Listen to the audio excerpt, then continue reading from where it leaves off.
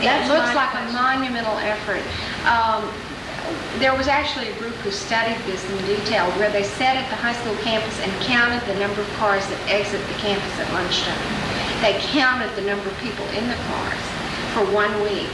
And we average about 375 cars which exit the campus in 8 minutes. Now, how could a single individual in a single automobile ever monitor that sufficiently? They can't. It's physically impossible.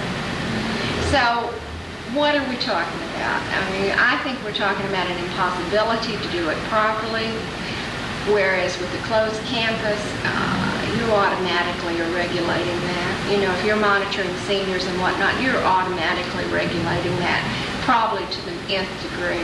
Have you ever left campus during lunch or ever known anyone who has? I haven't personally, but I have known people that have. Have they gotten caught? Not that I know of, no. In 1986, 306 accidents occurred in Friendswood, as compared to 1985, when the total was 263. In 1986, the total of accidents on weekdays from 11 to 2 o'clock was 26, 8 of those being in the area of the high school, 7 involving persons from 16 to 19 years of age. I wish that they'd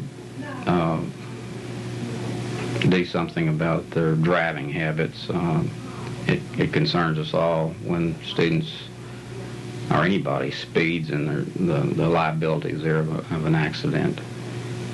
The only thing is if they, I think, once again, I think I've said this before, because there are so many children going out to lunch, I think that it would be nice if you could have more than one lunch period so that restaurants would not be so crowded, and you'd have a little more time to eat, and you wouldn't have to rush getting back. I know that makes it hard on the teachers because if they're allowed to leave the building too. But depending on the numbers of children who are allowed to leave the building, that's the main thing. When I was there, we had a split lunch, which worked well in some respects as far as cutting down on the traffic and number of students leaving at one time, as well as the number of students that could be served more promptly in the eating areas. However, I like the idea of the present situation where they have one lunch. It gives all the students an opportunity to be off at the same time. Like I mentioned before, it gives the teachers a great opportunity to meet either in small groups or large groups or whatever, as well as students being able to socialize a little bit, relax a little bit. And the biggest thing I think or the biggest advantage I see in the one lunch period is there was always a problem with the split lunch, especially in that science area and the classes that were disrupted by the noise in the hallways and things. So that's I think been a good move. Yes, we are going to have a major change in the lunch situation at our high school next year, and the Marriott Corporation will be joining our staff in a support role and basically handling the lunch programs for the entire school district. And I think we're going to see some major changes, or at least they have told us that we are going to see some major changes in the presentation of the food to the young people.